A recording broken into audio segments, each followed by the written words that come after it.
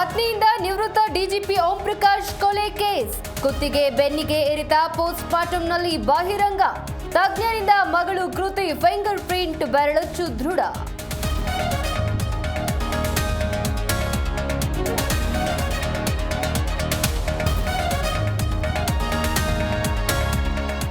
ಪ್ರೀತಿಸಿ ವಿವಾಹವಾಗಿದ್ದ ಜೋಡಿಗೆ ವಯಸ್ಸಿನ ಸಂಕಷ್ಟ ಹುಡುಗಿ ಮೈನರ್ ಎಂದು ದೂರು ನೀಡಿದ ಯುವತಿ ಕುಟುಂಬಸ್ಥರು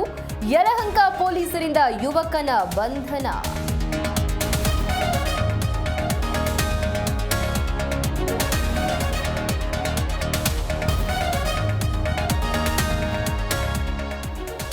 ರಾಜ್ಯಕ್ಕೆ ಕೊರೋನಾ ರೀಎಂಟ್ರಿ 234 ಸಕ್ರಿಯ ಪ್ರಕರಣ ಜಯನಗರ ಸಾರ್ವಜನಿಕ ಆಸ್ಪತ್ರೆಯಲ್ಲಿ ಫೀವರ್ ಕ್ಲಿನಿಕ್ 50ಕ್ಕೂ ಅಧಿಕ ಬೆಡ್ ವ್ಯವಸ್ಥೆ ಮಾಡಿ ಮುಂಜಾಗ್ರತೆ